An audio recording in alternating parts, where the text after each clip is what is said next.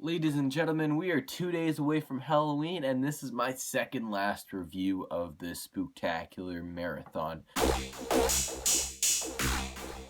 1994 saw the return of Freddy Krueger back to the big screens, as well as Wes Craven back to the series of Nightmare on Elm Street, as he not only writes the script to this movie, but also directs it. Now, New Nightmare sets out to try and reinvent the series by having this film take place in the quote-unquote real world and having actors and actresses playing themselves. And normally, I'm not the biggest fan of when sequels try and use this premise, but for some reason this movie really hit all the right notes for me, and the series was just such in a rut, and it needed a fresh new take. It needed to be shooken up a bit, and this really was it. So, in this movie we follow Heather Langenkamp, basically doing battle with a demon taking the form of Freddy Krueger, wanting to escape into the real world. Originally, I was not the biggest fan of this film, but rewatching it, I gotta say, this has become one of my favorite nightmare films, and that's thanks to Wes's return. Throughout the film, and especially near the end, I just felt a sense of care and appreciation for the character of Freddy and wanting to give him a proper ending.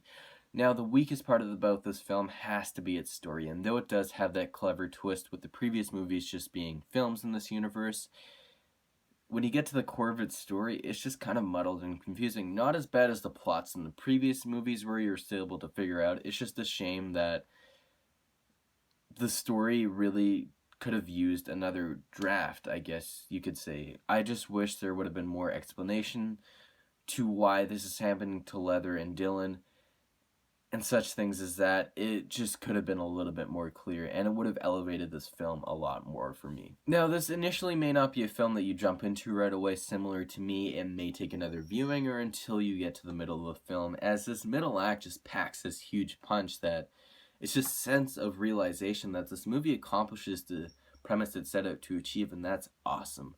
Now, some things I loved about this film were the many subtle nods to the original movie, and believe me, there are a lot. And there came a point right before the climax of this film where I had this concerned thought that, hey, there are like way too many references that it seems like they're just trying to recreate the original film. However, I'll touch on that in a second because my concerned thoughts were answered. Also, I love the way this equilibrium was contained throughout this film, as even the goofiest of things that happened in this movie felt very serious and scary, and that's another thing, is that Freddy was totally dialed back in this film. And though I did enjoy his comedic moments in Nightmares 3 through 6, it just felt right that he was scary again in this movie, and boy was he ever. Now, some things I wasn't a big fan of in this film was like the story, as I stated before, but also there was this kid actor in this movie. He was kind of shaky. He wasn't as bad as Jacob in The Dream Child, but he wasn't the best child actor I've seen before. He was very hot and cold, and sometimes I found him to be very goofy and overall annoying, and that held the movie back just a bit. Now, this may classify as a spoiler, so if any of you do not want to know anything about this film, skip ahead to the posted time below or wherever it is, as I'm just going to touch on something that answered my concerns as I stated just a minute ago. Anyways, I loved how everything around Heather Langenkamp started to become like a Nightmare on Elm Street with, forget the guy who plays Nancy's dad in the original film, but he played himself in this movie, of course, but he shows up at Heather's house, and he refers to her as Nancy's, and he's like, who's Robert Englund, and stuff like that, which I thought was great.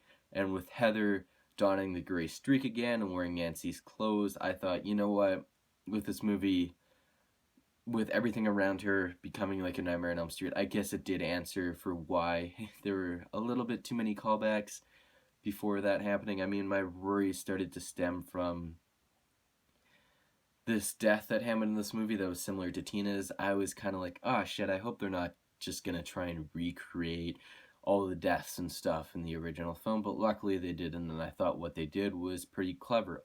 Also, there was this awesome nod with Heather returning back to Nancy's house and the door color being blue instead of red. I thought that was awesome. I know some geeks like me would only catch on to that, but I thought it was perfect, and in my mind, I thought it was Wes Craven's like, fuck you to the sequels, as they did change the color of the door frame, or the color of the door, as well as kind of ruining the lore for Freddy and shit. But, yeah, the only thing I wish out of that sequence was, and this goes for the whole movie, is I just wish that the original theme song would have been intertwined with it, with the film score more often, similar to what we had in Freddy's Dead. Anyways, overall, I really did enjoy this film more so than I did previously. It held my attention, the climax felt epic in proportions, and overall, this movie was well crafted, and I could tell that there was care and passion there to give this series a proper send off.